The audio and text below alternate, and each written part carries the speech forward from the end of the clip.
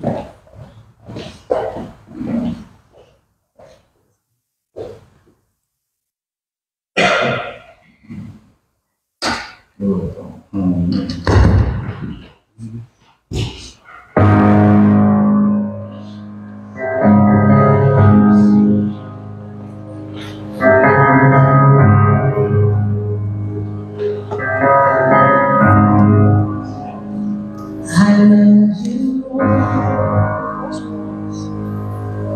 your mercy,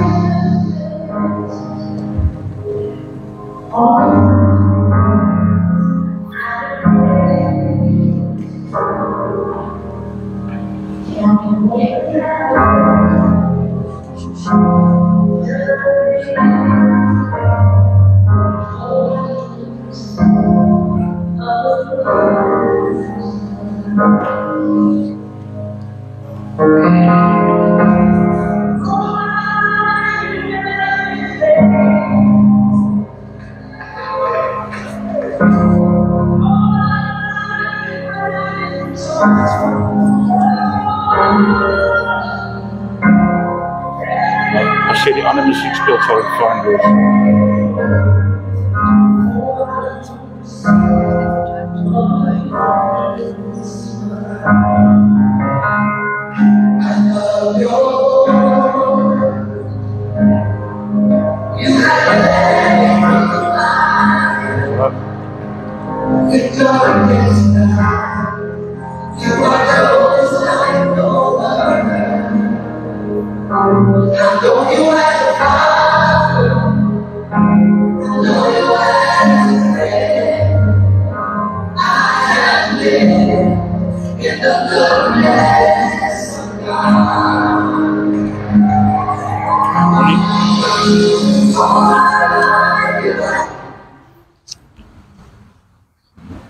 Once again, morning everybody.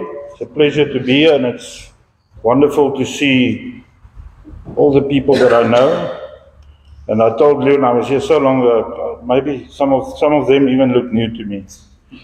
But I see a lot of new faces, and you are most welcome here. And even more welcome to listen to the word of the Lord. We welcome you. Our message today, Matthew 7, verse 16 to 20, says you can identify them by their fruit. That is, by the way they act. Can you pick grapes from thorn bushes or figs from thistles? A good tree produces good fruit, and a bad tree produces bad fruit. A good tree can't produce bad fruit, and a bad tree can't produce good fruit. So every tree that does not produce good fruit is chopped down and thrown into the fire. Yes, just as you can identify a tree by its fruit, so you can identify people by their actions.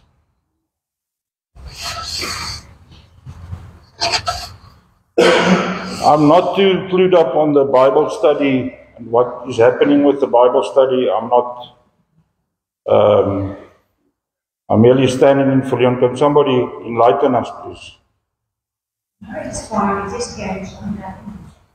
Okay, does everybody know when and where and so on? The foundational teachings of a trip. I think also Leon also emphasizes this a lot. Although we come to church and we listen to the Word of God, there are very basic things that we need to know, and it happens in many people's lives that they've been in the church for a very long time, and there are some of the basics, the very basics, that they either do not understand properly or do not know at all. So it's very important, if you can see your way open, to look at doing the foundational teachings, and don't think because you've been in the church for so long, I'm past that point. It is for everybody, old, young, and whoever wants to just go over the basics of the word. It is very helpful. I did it, and it's been a blessing to me. Okay, birthdays. I don't know whose birthday it is, and whose is anybody close to their birthday, or Recently, Yuri last week. Yuri. We can embarrass Yuri a little bit, I think. Yeah. Thank you, Yuri, and we want to just pray that you will be blessed and that you will be with us for many, many more years, and that we thank you also for your service and your faithfulness. And anybody else that's birthday is recently passed or is fast approaching, blessed birthday. Oh, she's also. Jy is nog 'n rukkie weg. I believe Dizzy is having her birthday tomorrow, so we wish her a blessed birthday.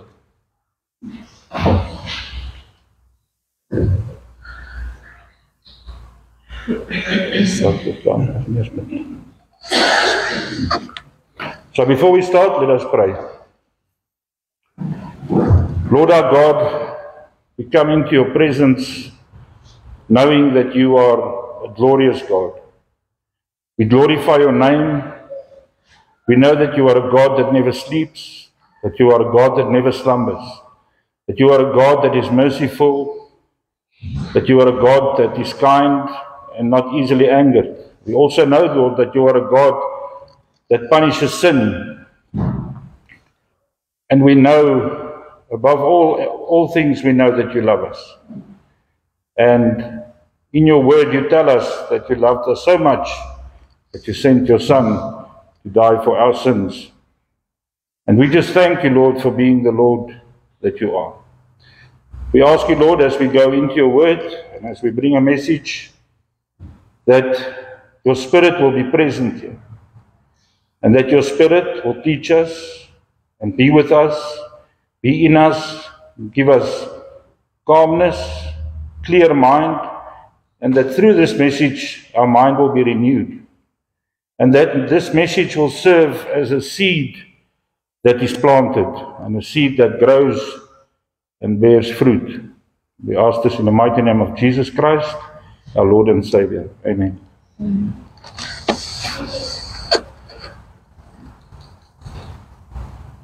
So this is our first hymn. Let's stand as we praise the Lord with our voices. I'm going to try and lead you from here. Do my best.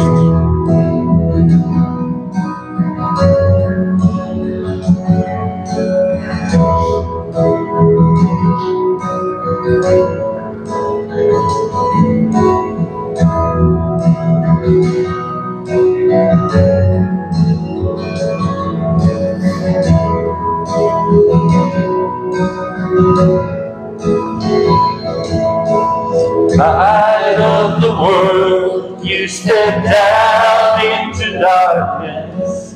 Open my eyes, let me see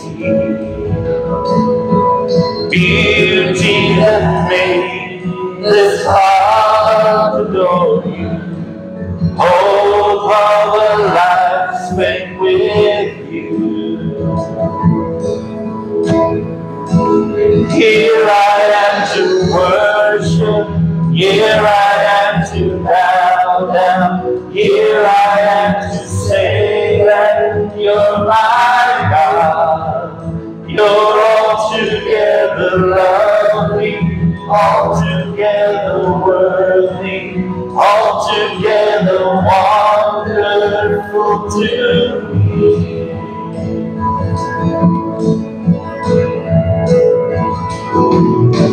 King of all days, oh so highly exalted, glorious in heaven above. Humbly you came to the world you created, all for the sake became Lord.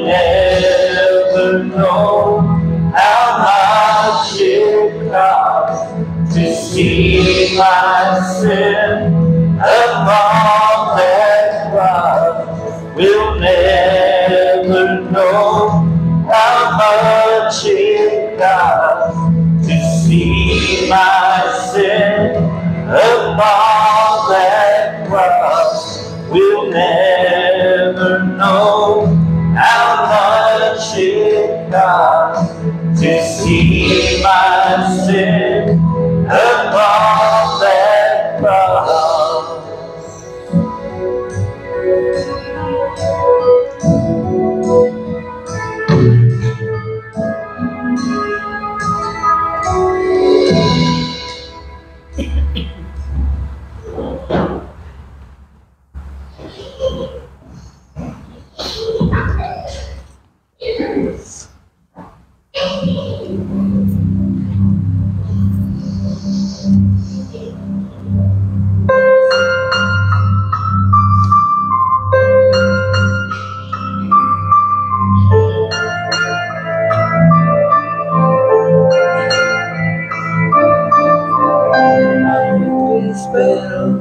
On nothing less than Jesus' blood and righteousness. I dare not trust the sweetest friend, but only trust in Jesus' name.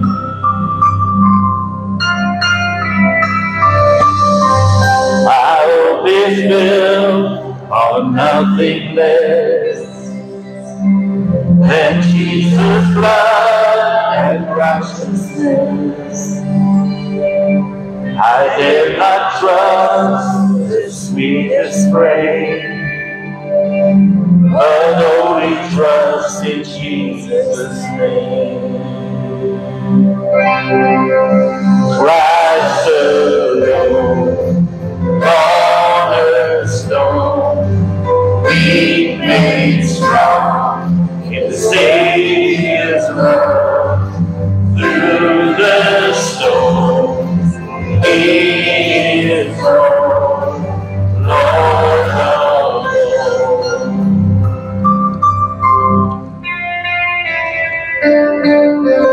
When darkness sees hide His face, I rest on His unchanging grace. In every high stormy air, my anchor holds within the rail. Rise alone, cornerstone, we made strong. Savior's love through the storm. He is Lord, Lord of all. He is Lord, Lord of all.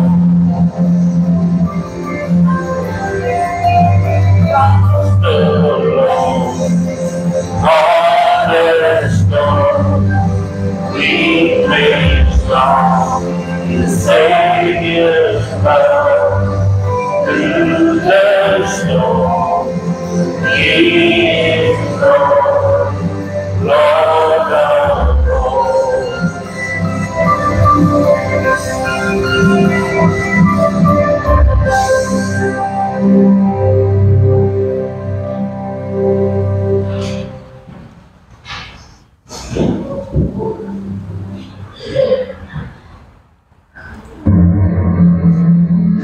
It's a bit of an intro, I see.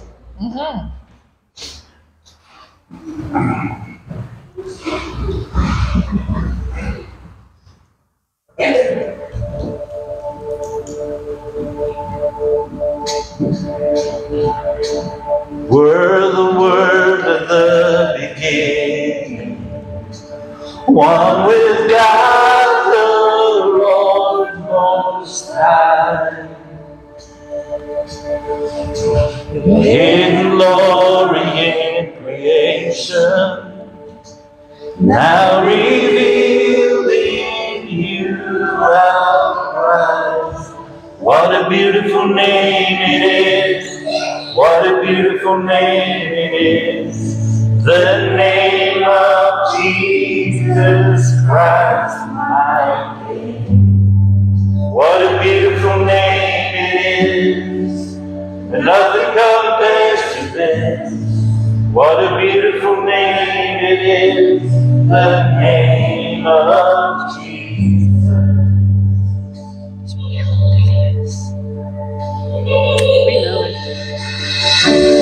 In whatever without us, Jesus, you brought heaven down. Our sin was great, your love was greater. What could separate us now? What a wonderful name it is. What a wonderful name it is.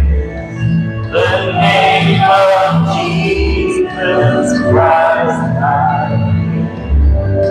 What a wonderful name it is. Nothing compares to this. What a wonderful name it is. The name of Jesus. What a wonderful name it is. The name of Jesus.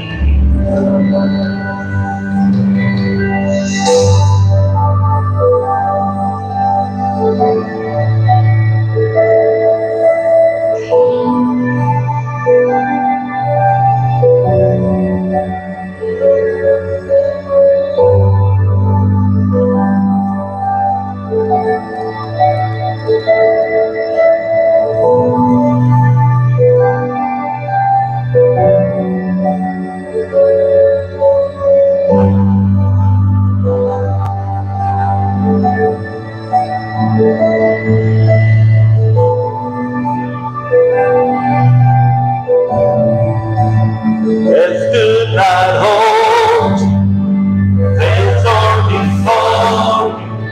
He silenced the boast of sin and grave. The heavens are roaring, praise of your glory, for you are raised to life again. You have no rival, you have no equal, now and forever, God you reign.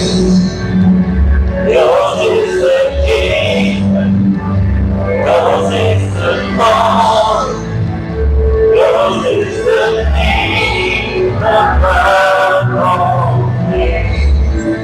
What a powerful name it is. What a powerful name it is. The name of Jesus Christ, my King. What a powerful name it is. Nothing can stand against. What a powerful name it is. The name of Jesus.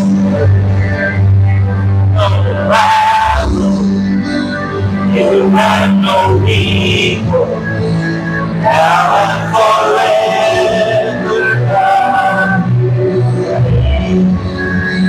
Yours is the kingdom, yours is the glory, yours is the name above all names. Powerful name it is. What a powerful name it is. The name of Jesus Christ, my King. What a powerful name it is. Nothing can stand against. What a powerful name it is.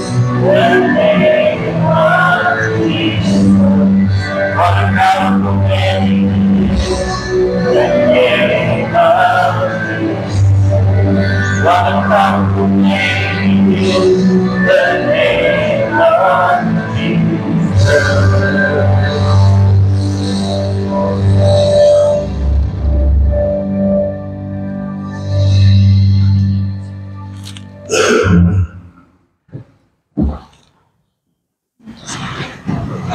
So here comes the quietest time in church. Does anybody have a testimony? Is there anybody that has a testimony for us?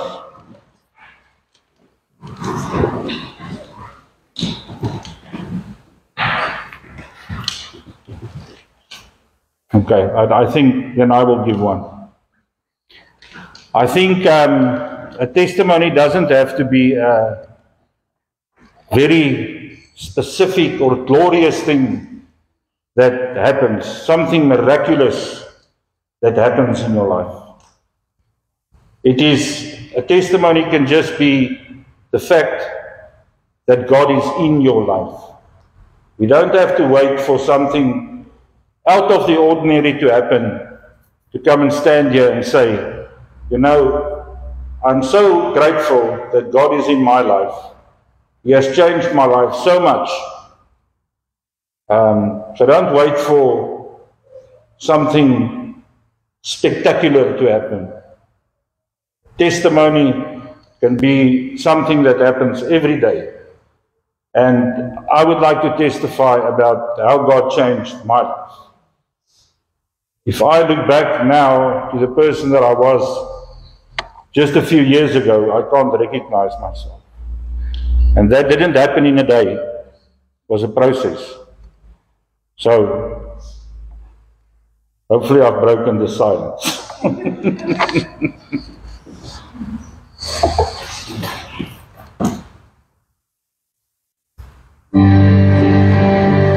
So let's do the tithes and offering. Who can help you with?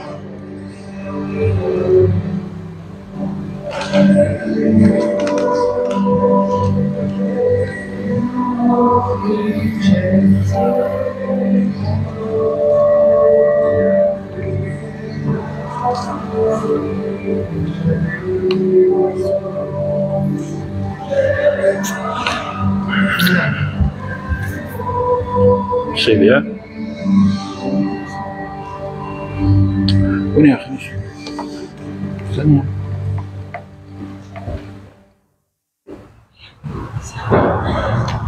Praise God from whom all blessings flow. Praise Him, all creatures here below. Praise Him above, ye heavenly hosts. Praise Father, Son, and Holy Ghost.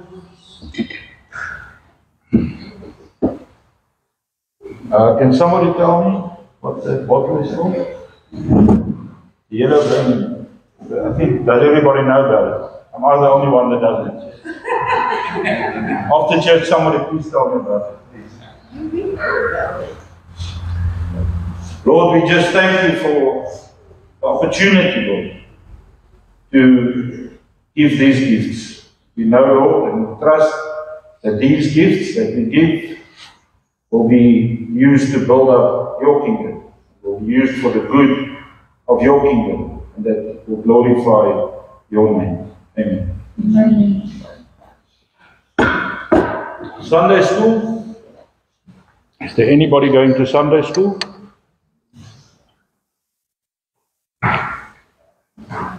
There's one person. Seems like they need a bit of encouragement. Are they going to Sunday school? Come guys, Sunday school is fun.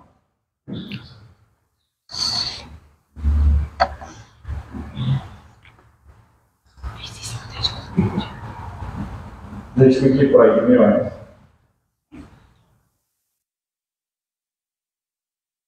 Lord, we just thank you for the opportunity that these young ones can be taught in your name.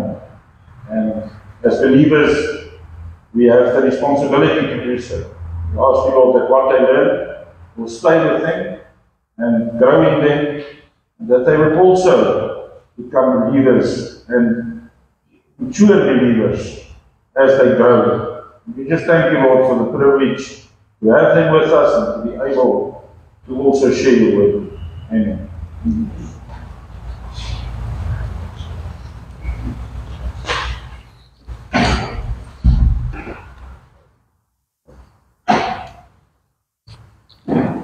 Okay, I'm just going to start the message. I think we've prayed already.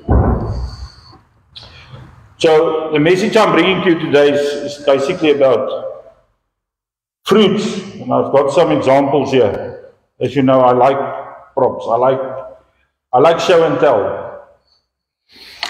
And the question I'm going to ask you, and the question I'm also going to try and answer, it's not just a question, is what are these fruits, first of all? And what does God's word say about these fruits? Not what I am saying and what my opinion is. We're going to go into scripture and we're going to look at what the Lord tells us about these fruits. So in the Bible, in a lot of instances, people are likened to trees. Jesus says, if he talks about the mustard seed, it is one of the smallest seeds there are, but it brings forth one of the greatest trees. And when he speaks of people bearing fruit, he likens people to trees. And he uses that in parables. So we cannot really think about a fruit without thinking about the tree. Well, some fruits grow on bushes and so forth. They are also included here. But what I want to bring to your attention, and I would know you're not trees, I'm very well aware of that, but just for a while as we go through this, think of yourself as a tree. In the way Jesus talks in his parables about trees, bearing fruit, and think about tree, what tree you will be. So just for a while, I know you're not trees. So let's start at the very bottom. Let's start from the bottom up. Every tree, every fruit starts with a seed, a very small seed. Even the biggest tree you see outside or anywhere you go, and you see this massive old tree, it started from a seed. So from the ground up, it starts from the seed. And as soon as we hear the word seed, we think about the parable of the sower, the farmer that is sowing seeds, and the seed is falling on different kinds of soil. Some goes onto the rocks, some goes into soil that is not very deep. And where that seed falls depends on how it grows. And it's much the same with a tree. So from Matthew 13 verses 5 to 9, and I'm reading from the New Living Translation, and I'm not going to read the whole parable. I think everybody is well acquainted with it. Everybody has read it. I'm going to read the excerpt out of it that to me is relevant to what our message is here today. So I'm reading from verse 5. And it says, other seeds fell on shallow soil with underlying rock. The seeds sprouted quickly because the soil was shallow, but the plants soon wilted under the hot sun, and since they didn't have deep roots, they died. Other seeds fell among thorns that grew up and choked out the tender plants. But still other seeds fell on fertile soil, and they produced a crop that was 30, 60, and even 100 times as much as had been planted. Anyone with ears to hear should listen and understand. So, what I want to bring to your attention here is we start with the seed, but for a tree to really survive, for a tree to thrive, for a tree to grow, it needs deep roots. Now, anybody that has done some farming, I'm not sure, no, Albie was a farmer for a very long time. A tree can grow a very shallow root system. And when the wind comes, and when the storm comes, it blows the tree over. Other trees' roots go down into the ground, searching for nourishment, searching for water, searching for the things they need. And in that process, they develop a very deep root system. And when the storms come and the winds come, the tree can resist it. So the parable clearly states here that the seed that actually succeeds are those that have deep roots. What are these roots? What does it mean?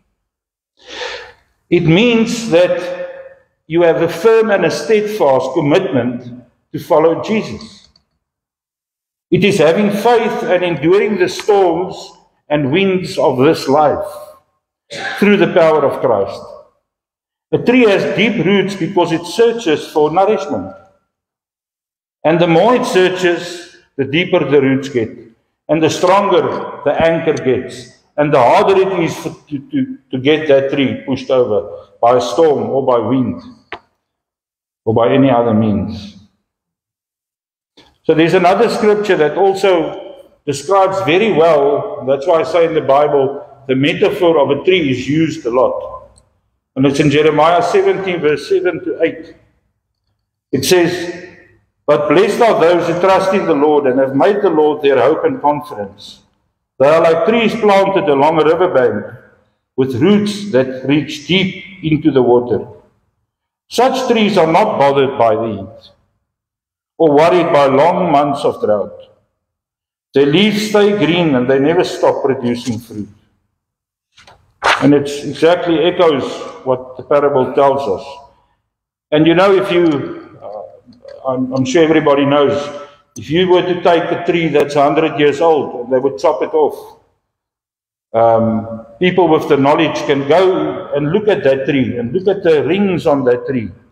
And they can tell the age of the tree by just counting the rings. But they can tell more. If the rings are closer together, it means that there was less growth.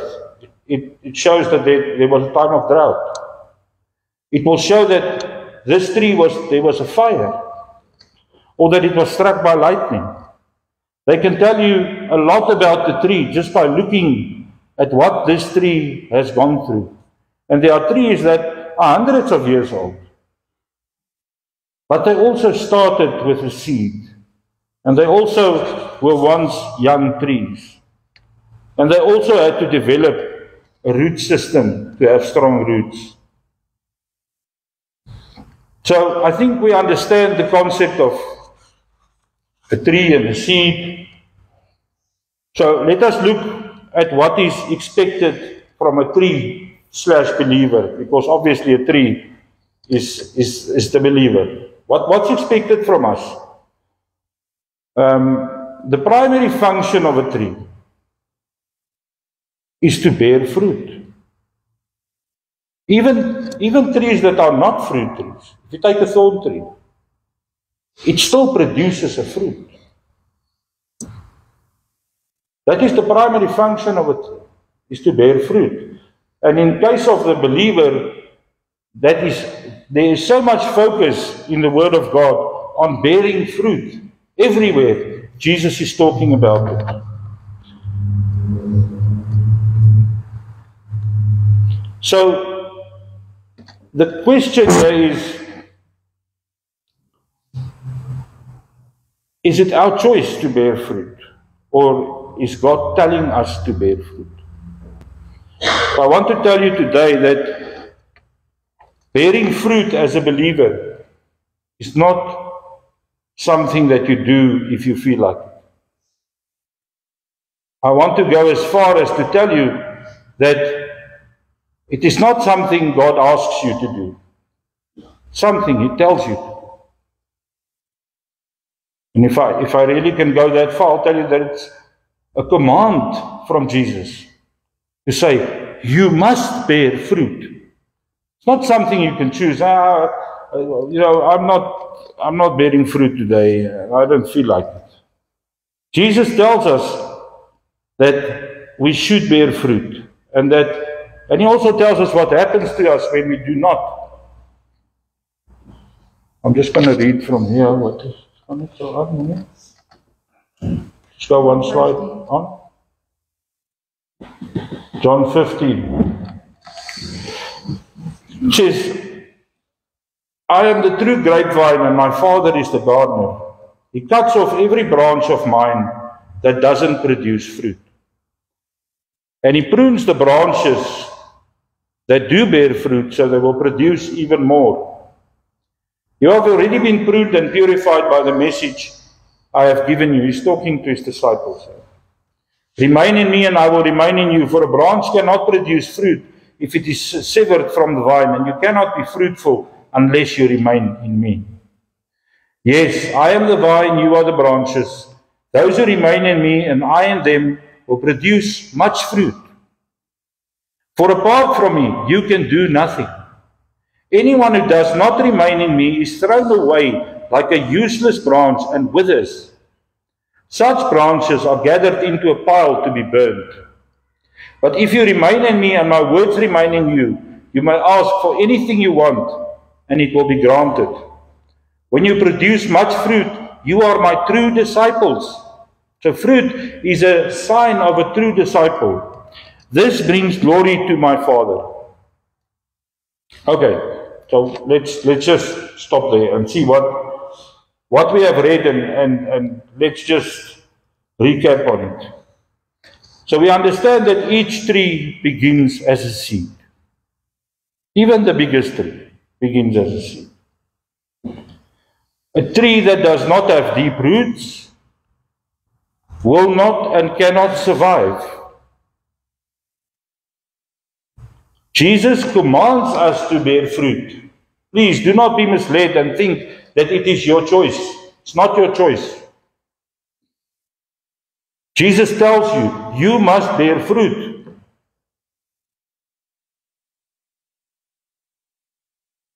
And a tree that does not bear fruit will be removed.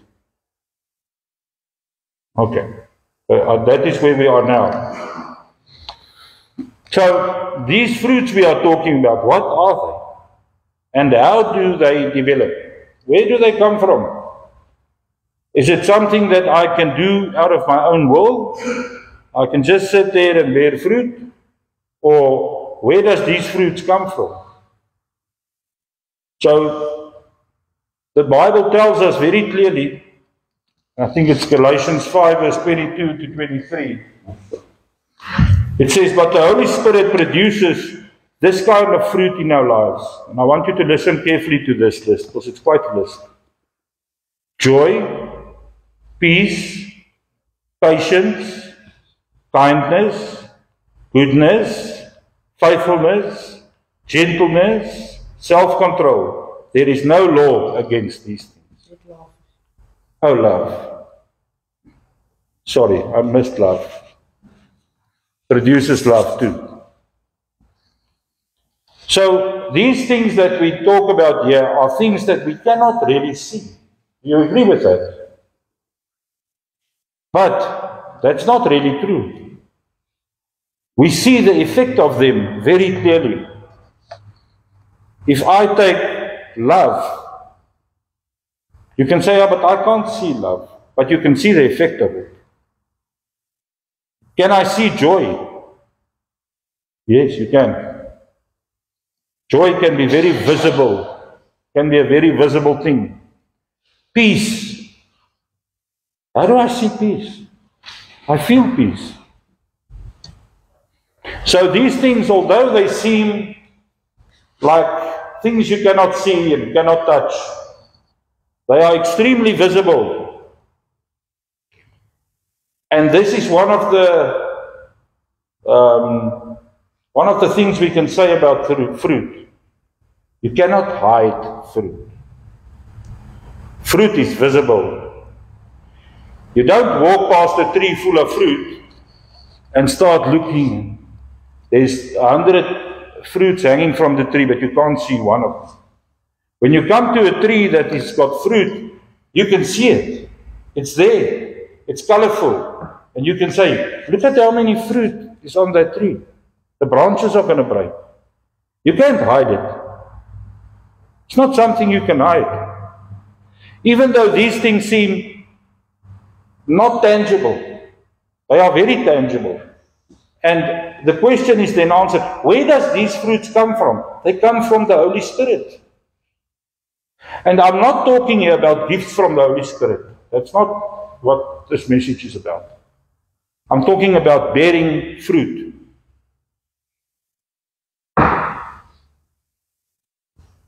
Fruit can come from prayer. If I pray and my prayer is heard, and because of my prayer, somebody is blessed, somebody is healed, that is fruit. Would you agree with that? To praise God can be fruit. To stand and to say and to testify,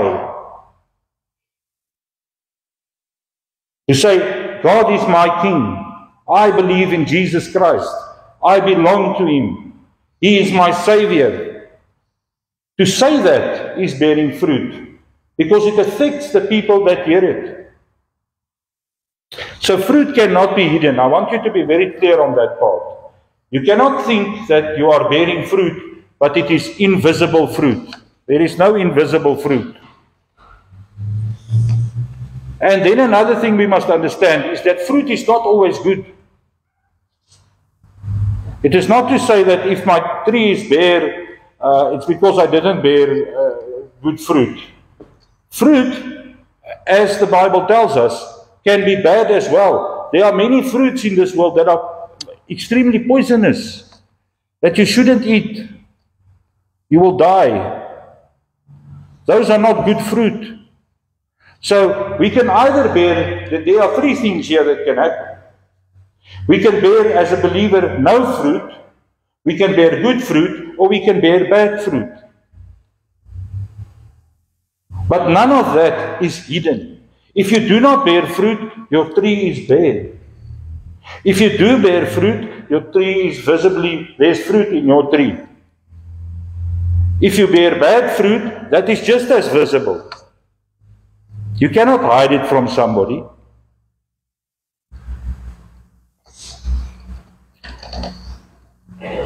A tree can exist in terms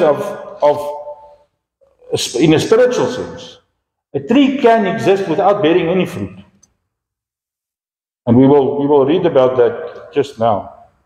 That you are a believer, you came to believe in Christ, but you are bearing no fruit. Your tree is bare. There's leaves on your tree. Your tree has grown, but it's not producing any fruit.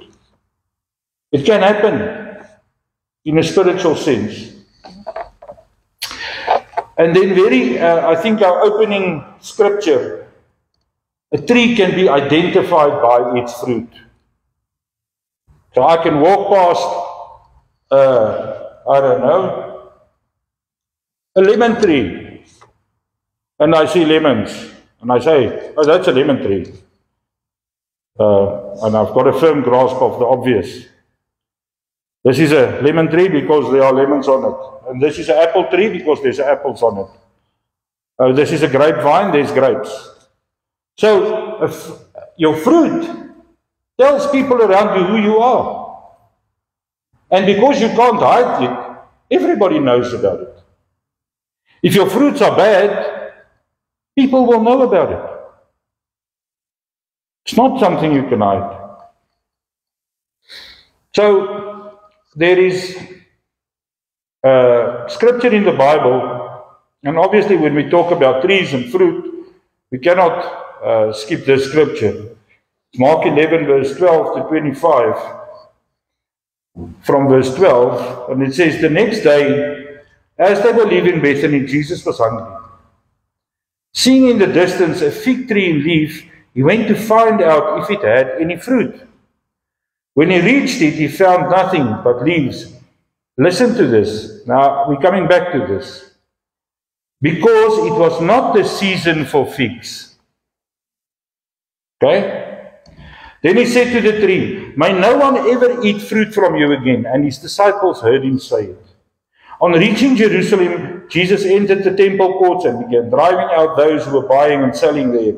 He overturned the tables of the money changers and the benches of those selling doves, and would not allow anyone to carry merchandise through the temple courts. And as he taught them, he said, "It is not written, my house will be called a house of prayer for all nations. Is it not written, my house will be called a house of prayer for all nations? But you have made it a den of robbers." We all know that story.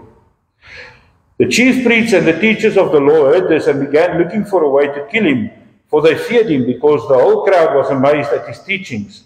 When evening came, Jesus and his disciples went out of the city. So they're now leaving it. And they're passing this very same fig tree that Jesus cursed. In the morning as they went along, they saw the fig tree withered from the roots. From the roots. From the bottom up. It's never going to grow again. It's dead. Peter remembered and said, "Rabbi, look, the fig tree you cursed has withered." Now, I've read this many times, and I don't think I ever fully understood it. And I always felt that the fig tree got a very raw deal. I almost feel sorry for the fig tree.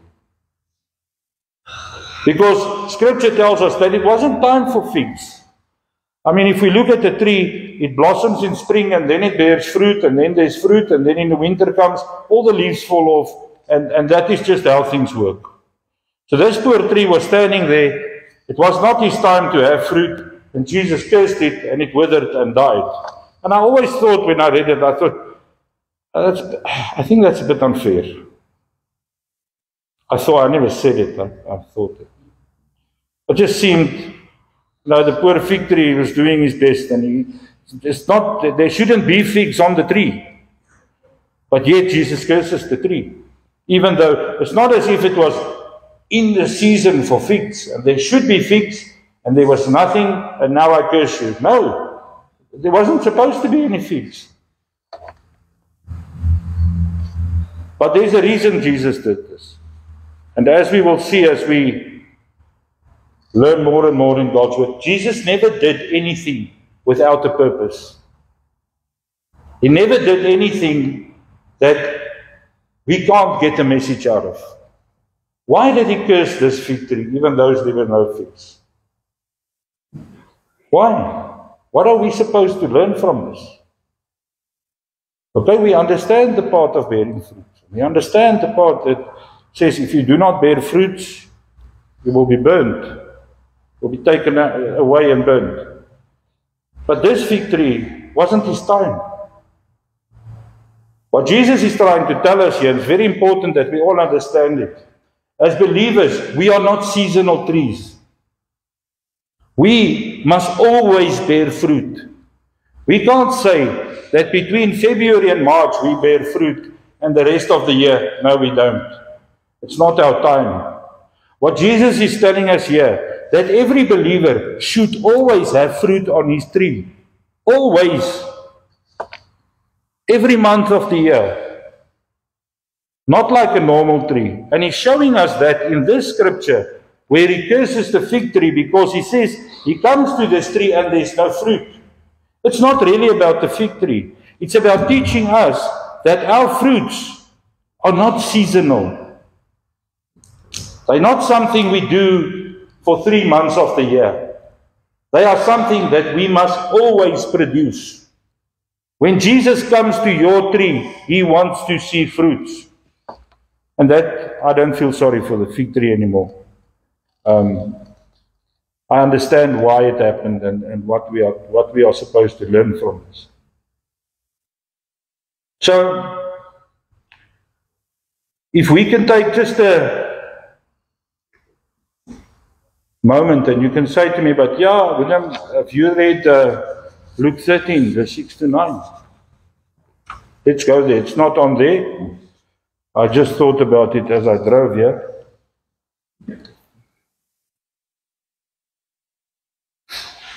And it's Luke 13 from verse 6. And it gives us hope. Then Jesus told this story. A man planted a fig tree in his garden and came again and again to see if there was any fruit on it. But he was always disappointed. Finally, he said to his gardener, I've waited 3 years and there hasn't been a single fig. Seems they loved figs a lot.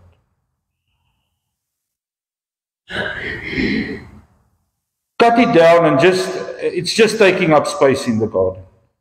The gardener answered, Sir, give it one more chance. Leave it another year. And I'll give it special attention and plenty of fertilizer. If we get figs next year, fine. If not, then you can cut it down. I said, oh, thank you. Oh, thank you. I've got a chance. I can start bearing fruit. Notice what this scripture is telling us. That Jesus, the gardener, is intervening. He says, I've been to this. God says, I've been to this tree 3 times. There's no fruit. And Jesus says, wait, just give it one more year. I'm going to give special attention to it. I'm going to fertilize it. I'm going to look after it. I'm going to give it everything it needs. And then if there's no fruit, you can cut it down. What I want to just point your attention to, the outcome is exactly the same. No fruit, cut down. All that we are given here is a chance. Now, if you are standing at the edge of a cliff, and you only have to give one step, and then you're over the cliff, is that where you want to be? You want to be as far away from the cliff as possible. You want the cliff to be there. You want to be here where it's safe. Why do you want to take this chance and say, okay, I haven't bared any fruit, I haven't bought any fruit, but now I'm going to start. Now, out of fear, basically, I'm going to start bearing fruit, because I'm so close to this line, I'm so close to being cut down that I need to do something now. This is not where you want to be. This gives us hope, and I don't want to take that away. But I'm telling you, don't stand that far from the cliff. Make sure that you are meters away from it. Take the other option. Take the other option where it is not an emergency that all of a sudden I must now start bearing fruit because otherwise I'm going to get cut down. Be on the other side where it's safe, where you are bearing fruit, where you understand what it means to bear fruit. Now the question is,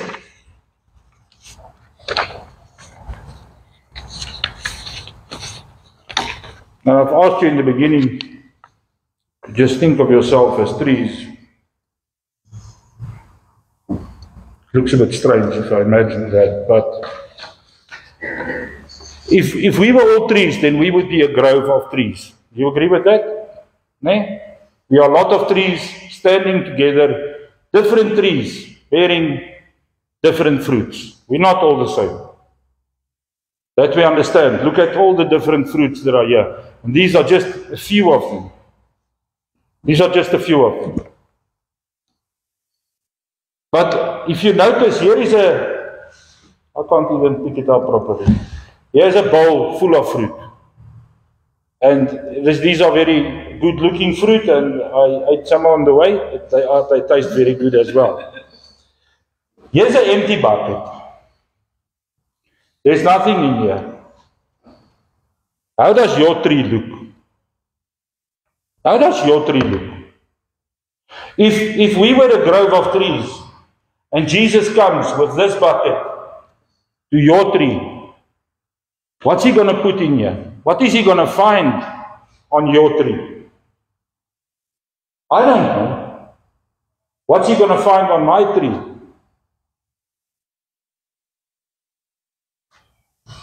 How does your tree look? Is it bursting with fruit? Or does it look like that tree on the right-hand side? Are your branches about to break because of all the fruit you are bearing? Or are you battling to get leaves onto your tree? And Jesus is coming. Believe it. He is coming. And he is coming to your tree. And he is going to say, what is on this tree? What fruit is this tree bearing? Is this tree bearing the fruit of the Spirit? Or is it just a tree with branches? It is very important, and we are not trees, we are believers, that we should look at ourselves very critically and ask ourselves, that's not a question I can answer you, that's a question you can answer yourself. How does my tree look? And if Jesus was to come to my tree now, what will he find? Will he find what he is looking for? Or will he find nothing? And then I end with saying this, don't be this tree. Be this one. Amen. Let's pray. Lord, as we just thank you for the message that we received today, and we ask you, Lord, that by your Spirit and by your grace and by your mercy, you will help us through your Spirit, Lord, to bear fruit. Fruit that is acceptable to you. Fruit that shows the world who we are. Because as your word rightly say that a tree is known by its fruits. We ask you, Lord, that you will help us to bear those fruits. Those fruits that show the world Christ in us. Those fruits, joy, peace, love, and all the other fruits of the Spirit. We dearly desire them, Lord, and we ask you to help us to be able to bear that fruit. And we ask that it will be in such a way that when you come to our tree, you will find fruit that is acceptable to you.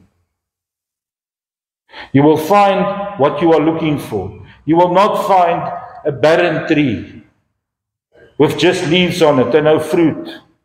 Or a tree that doesn't have deep roots, that is swayed by everything in this world that is happening.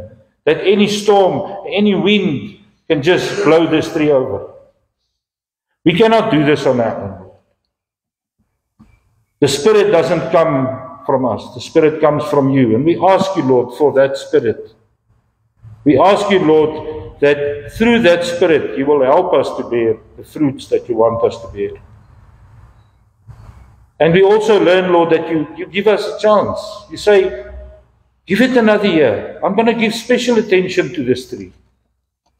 And we ask you, Lord, that if there are any such trees, and if I am one of them, or anybody else here is one of them, we thank you, Lord, for your mercy and the fact that you are willing to give us a chance.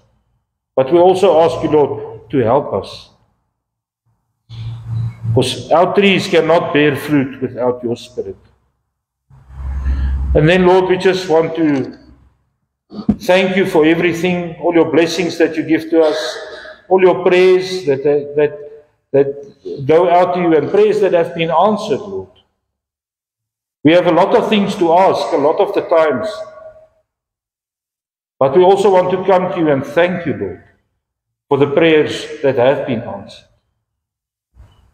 And we thank you, Lord, that when we pray, you listen. And when we pray, you act. Not always in our time, but we know that everything works for the good for those who believe in you. And Lord, we ask you also for forgiveness of sins, the sins that we know about and the sins that we don't know about, because sometimes, Lord, we sin almost without knowing it. We think something that is sinful. We say something that is sinful without even noticing it. So sometimes we do sin, Lord, without always being aware of it. We ask forgiveness for those sins as well.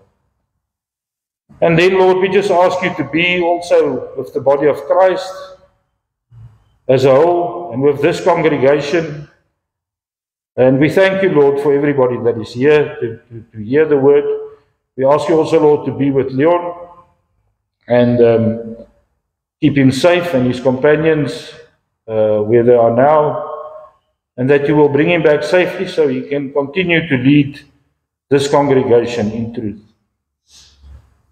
And then, Lord, as we go away from here, we ask you to bless us and to just be with us, and to guide us, to protect us. And through your Spirit, never leave us alone. We ask this in the mighty name of Jesus Christ, our Lord, our Savior, our Rock, our Redeemer. Amen.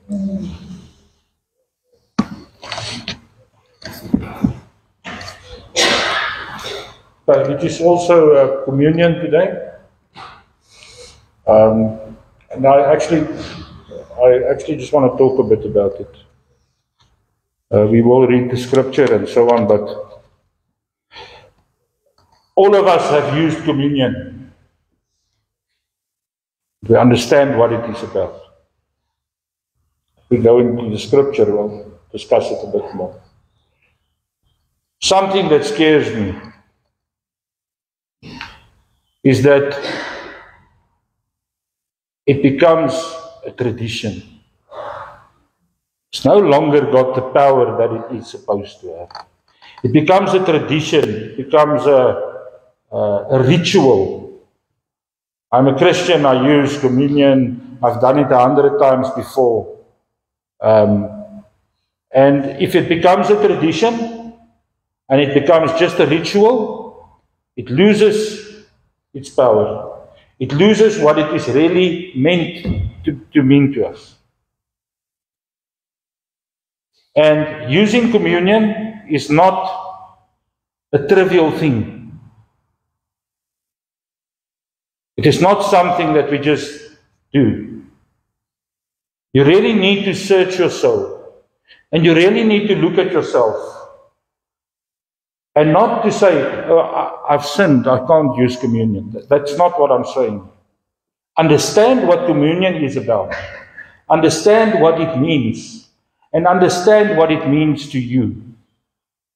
Don't use it trivially. It is actually got a lot of gravity. It's not something that, it's a joyful thing. It's a very joyful thing. It makes us remember what Jesus did for us on the cross, for forgiveness of sins, to give us everlasting life. But when we take the bread and when we take the wine, think about that. Let your mind be on nothing else. And try and fully understand what you are doing. It's very important. So let us, just as we sit, we don't have to get up. Let's just recite the Apostles' Creed. I believe in God the Father Almighty, creator of heaven and earth. I believe in Jesus Christ, God's only Son, our Lord, who was conceived by the Holy Spirit, born by the Virgin Mary, suffered under Pontius Pilate, was crucified, died, and was buried. He descended to the dead. On the third day he rose again. He ascended into heaven. He is seated at the right hand of the Father, and he will come again to judge the living and the dead.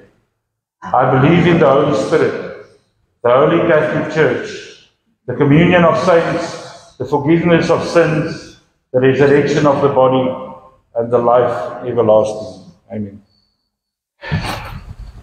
So let us read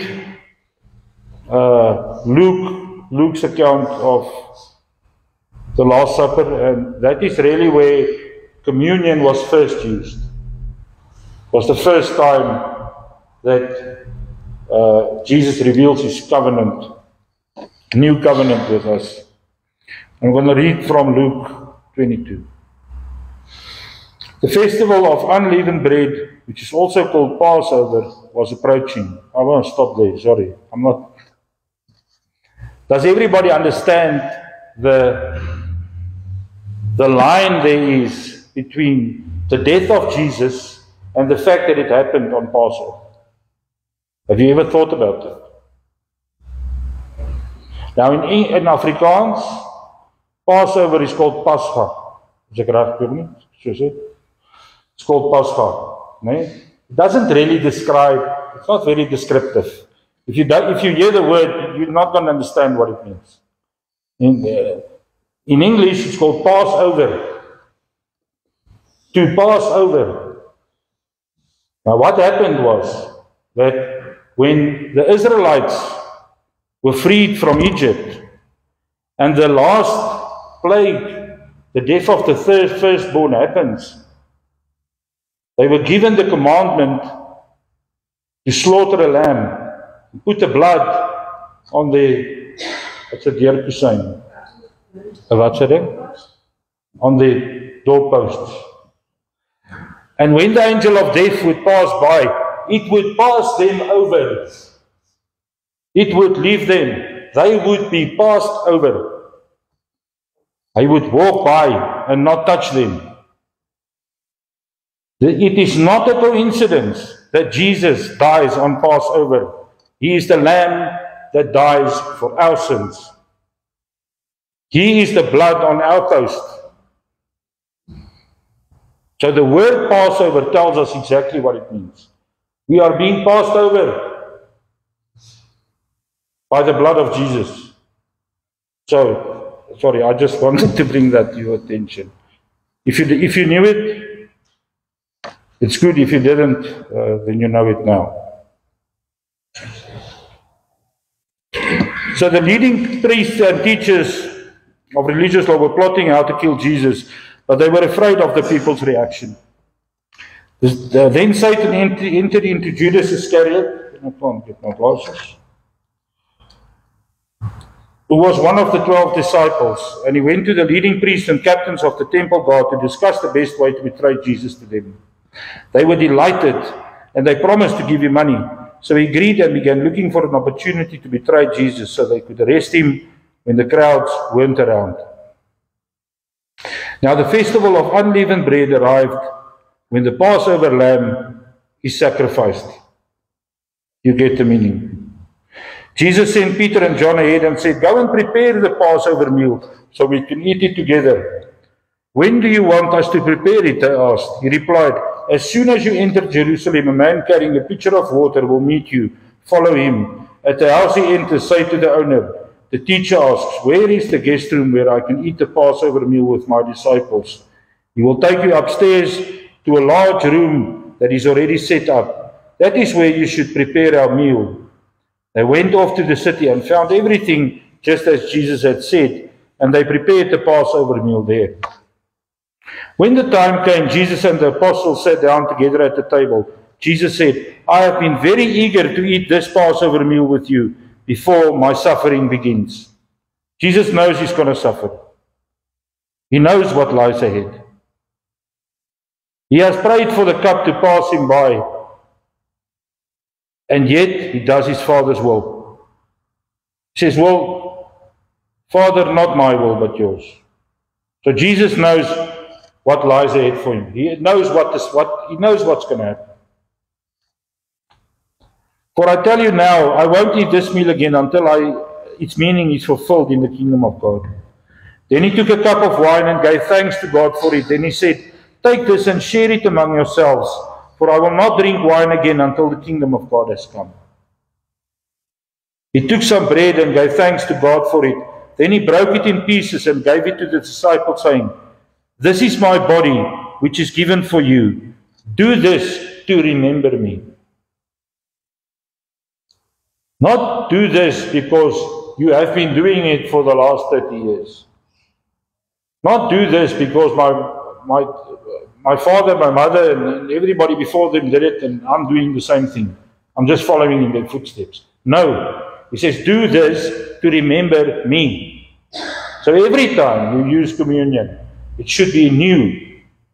You remember what Jesus did for you.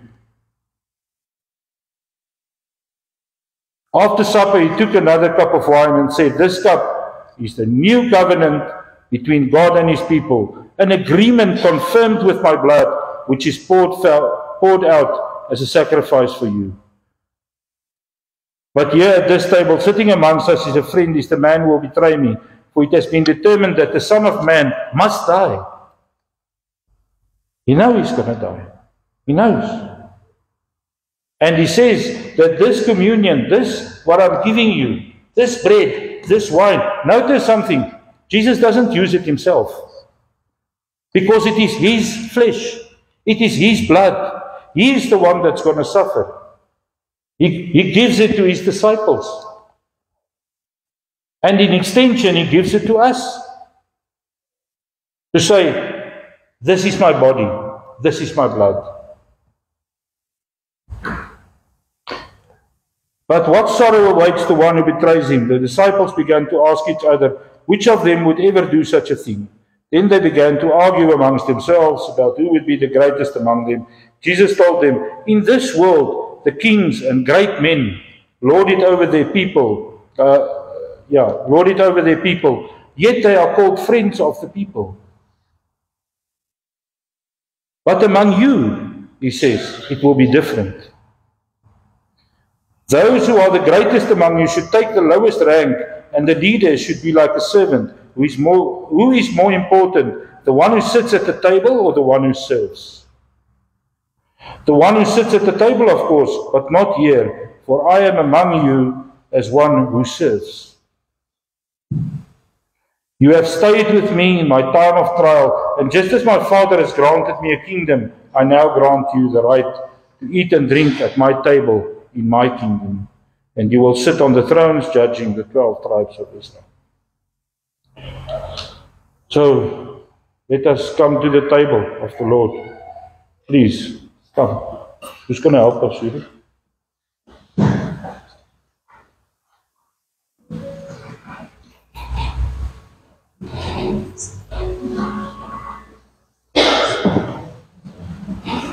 Please come. Please come to the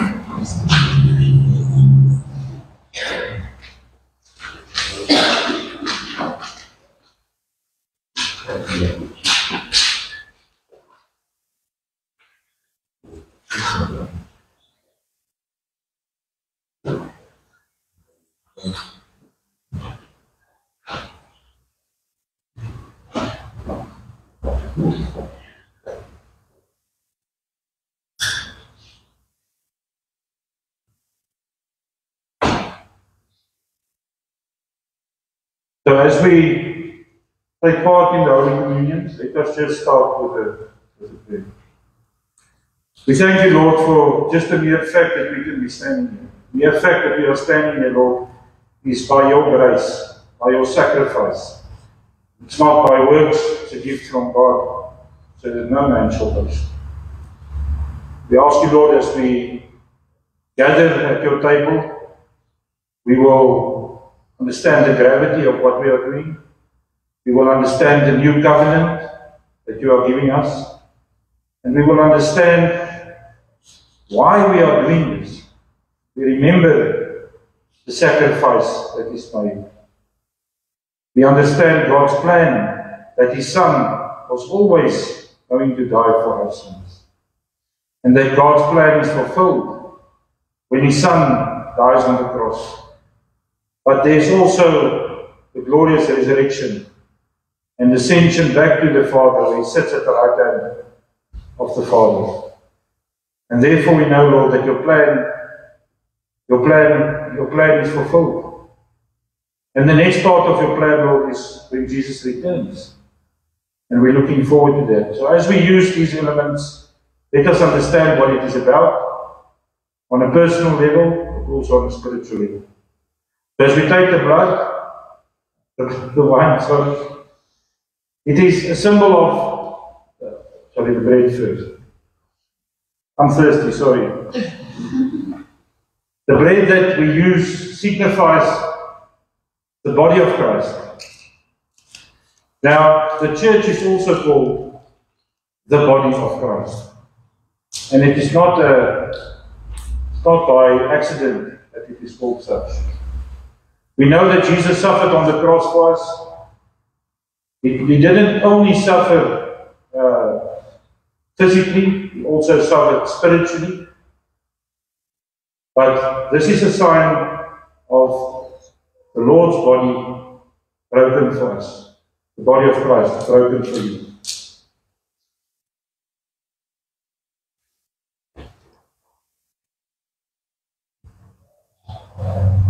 As we take the wine, this symbolizes the blood spilled for our sins. The only sacrifice that would be accepted by God. There was no other sacrifice that God would have accepted for the forgiveness of sins. So, the blood of Christ spilled for you.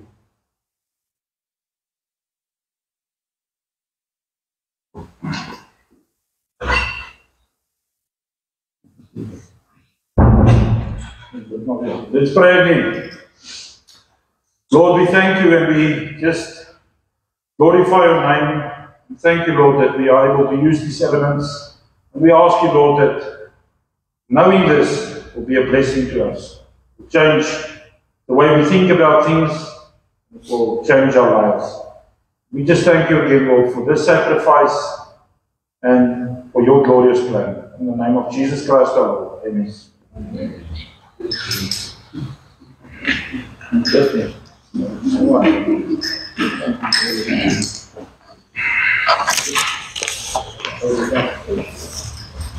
Amen.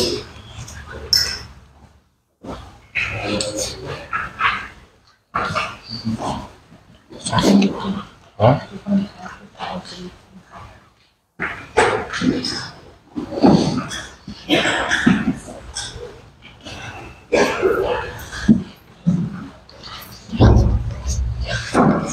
Is er een klaar gevraagd?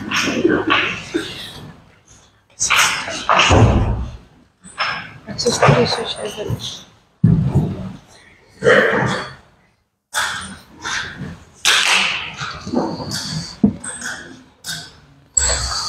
So we're going to do, I think, two more. One more hymn.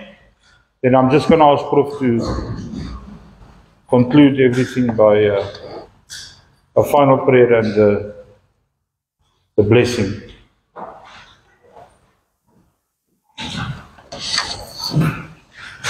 So for those people who just sat down, let's praise the Lord.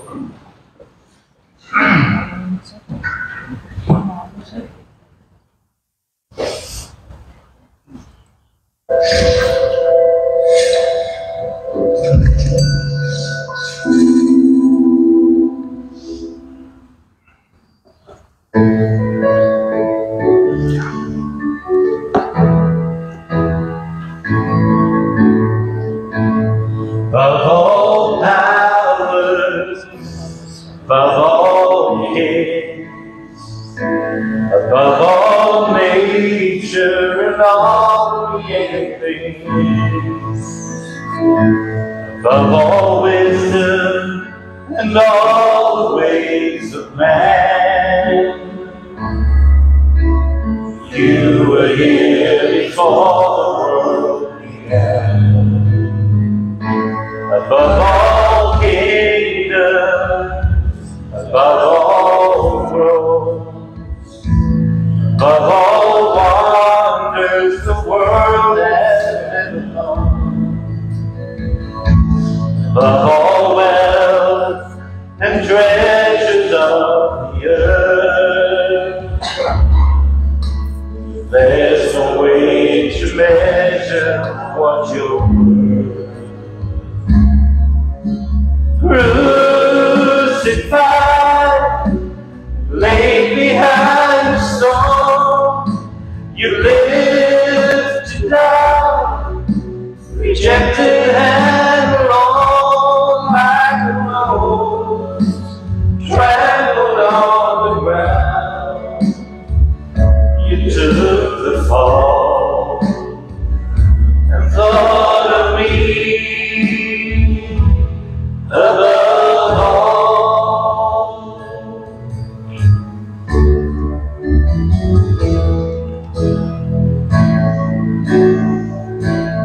above all powers, above all kings, above all nature and all created things, above all wisdom and all the ways of man,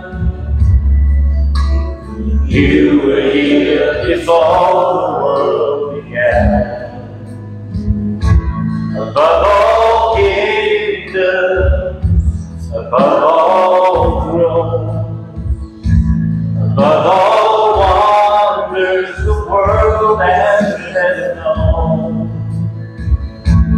above all wealth and treasures of the earth, there's no way to measure what you're worth. Crucified and laid behind the stone, you lived to die, rejected and alone like a rose, trampled on the ground. You took the fall and thought of me. Above all,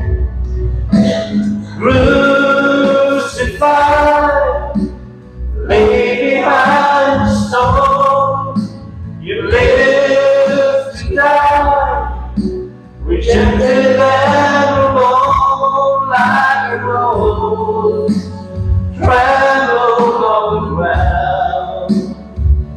You took the fall, thought of me. Above all, rose, trampled on the ground, took the fall, and thought of me. Above all. Let